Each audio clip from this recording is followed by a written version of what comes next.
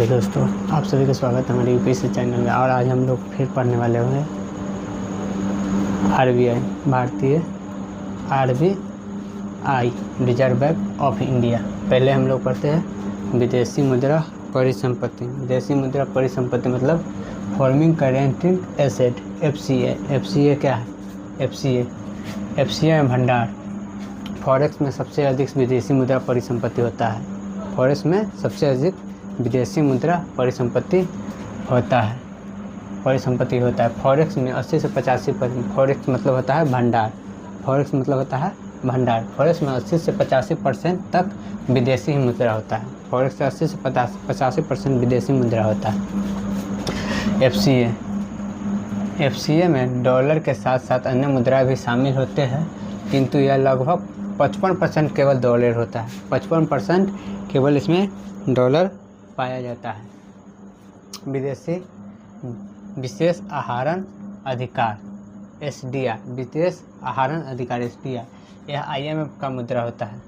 यह आईएमएफ का मुद्रा होता है। यह आईएमएफ का आधिकारिक मुद्रा नहीं होता है। यह आईएमएफ का मुद्रा होता है, लेकिन यह आईएमएफ का आधिकारिक नहीं होता है, क्योंकि इसके कारण है 5 अलग अलग देश अपने अपने डॉलर या देशी मुद्रा के रूप में इसमें जमा रखते हैं, एसडीआर के रूप में, मतलब विशेष आहरण मुद्रा परिसंपत्ति के रूप में। यह आईएमएफ का लेखा इकाई या अंतर्राष्ट्रीय आरक्षित परिसंपत्ति है। यह अंतर्राष्ट्रीय रेखा या आरक्षित परिसंपत्ति है। इसे वर्ष 1969 में आईएमएफ द्वारा बनाया गया था। आईएमएफ मतलब international money fund. International money fund द्वारा शुरू किया गया था। राष्ट्रीय मुद्रा कोष द्वारा शुरू किया गया था। आईएमएफ का सदस्य देश अपने लेन देन में एसडीआर का प्रयोग करते हैं। एसडीआर का प्रयोग आईएमएफ का सदस्य देश में 5 सदस्य देश है।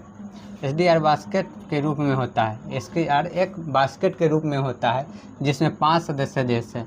5 मुद्राएं शामिल है, तो 5 सदस्य देश भी होगा। 5 मुद्राएं कौन कौन है? Dollar, euro, renminbi. Renminbi unit माने जो 2015 में जोड़ा गया है इसे। येन, पाउंड।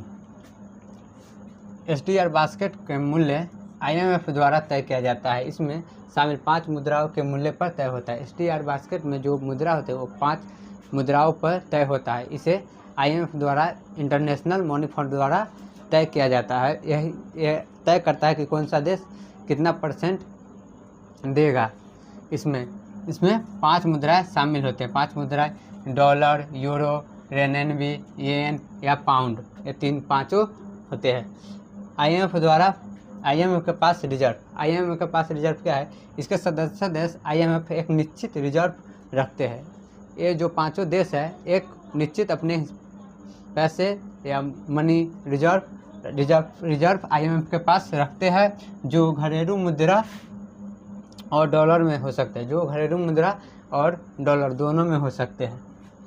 आवश्यकता पड़ने पर आईएमएफ का सदस्य देश, आईएमएफ का सदस्य पक्ष कौन कौन है आईएमएफ का सदस्य देश? डॉलर, यूरो, डॉलर किसका है? अमेरिका का। यूरो, रेनएनबी, येन, पाउंड, ये सभी जो 5 सदस्य देश है जिसके डॉलर है, वो 5 देश इसके सदस्य देश आईएमएफ का सहमति से सदस्य देश इसका खर्च कर सकते हैं, ले सकते हैं। आईएमएफ का सहमति से देश इसे निकासी कर सकते हैं। इसे रिजर्व ट्रेज भी कहा जाता है। इसे गोल्ड या स्वर्ण ट्रेज भी कहा जाता है, क्योंकि इसके माध्यम से सदस्य देश आवश्यकता अनुसार आईएमएफ के सहायता से निकाल सकते हैं और इसका उपयोग कर सकते हैं। इसमें आईएमएफ ऋण या उधार ले सकते हैं। आईएमएफ से ऋण या उधार ले सकते हैं, या तो ब्याज पर ऋण भी ले सकते हैं, क्योंकि इसमें 5 सदस्य देश है। अब एक तो सदस्य के देश तो है नहीं कि एक सदस्य देश से ले लेंगे। इसमें 5 सदस्य देश है, तो कम से कम 51% वोट चाहिए होगा। तो 51% कम से कम 100%, वैसे आपको 51% होगा तभी तो सदस्य देश दे पाएगा ना। इसीलिए कम से कम 5 सदस्य देश में 51% होगा, उसी को पैसा मिलेगा, तो इसका ब्याज या मूलधन पे ले सकते हैं।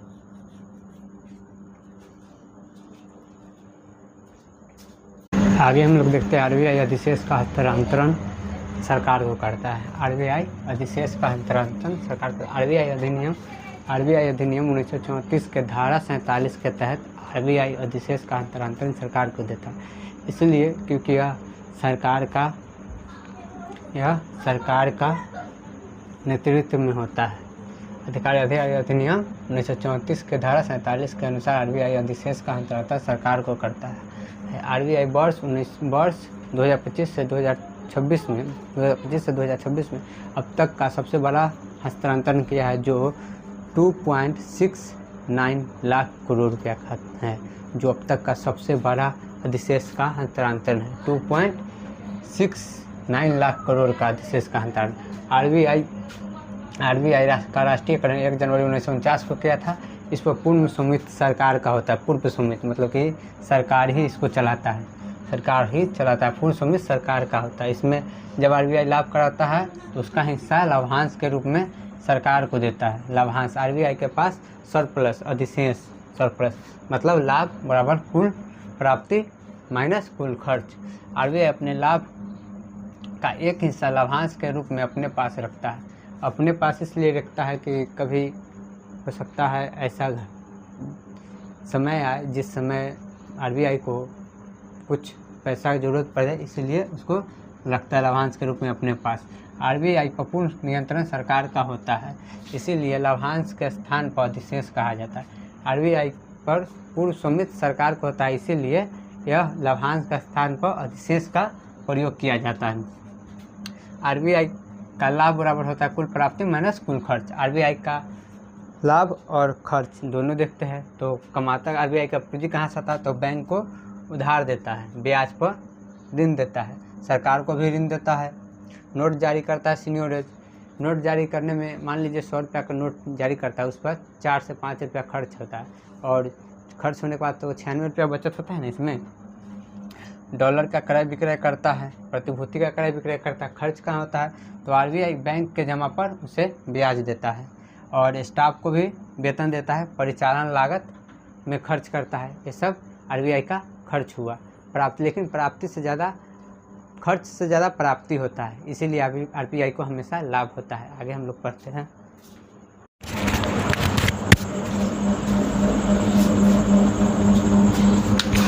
उसी के आगे हम लोग पढ़ते हैं कि प्राप्ति हमेशा खर्च से अधिक होता है, इसीलिए आरबीआई का लाभ होता है।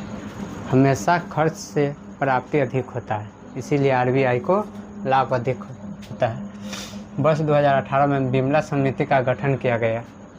वर्ष 2018 में विमला समिति का गठन किया गया, जिसे ECF मतलब इकोनॉमिक कैपिटल फ्रेमवर्क, आर्थिक पूंजी ढांचा को स्थापित किया गया भी कहा जाता है। आर्थिक पूंजी ढांचा भी कहा जाता है। समिति ने यह सुझाव दिया कि आरबीआई अपने लाभ के एक भाग सीसीबी के रूप में पूंजी आकस्मिक बफर के रूप में रखेगा। इंग्लिश में कहते हैं कैपिटल कंटिन्यूटी बफर के रूप में रखेगा, जो 5 से 5.5% से 6.5% होगा तथा शेष का हस्तांतरण सरकार को करेगा। प्रत्येक 5 वर्ष में सीसीबी पूंजी आकस्मिक बफर का समीक्षा होनी चाहिए। प्रत्येक 5 वर्ष में सीसीबी की समीक्षा होनी चाहिए।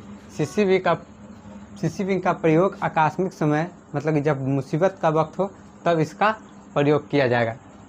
इसका कार्य है आरबीआई मौद्रिक नीति का निर्माण में संचालन करता है। आरबीआई मौद्रिक नीति के संचालन करता है।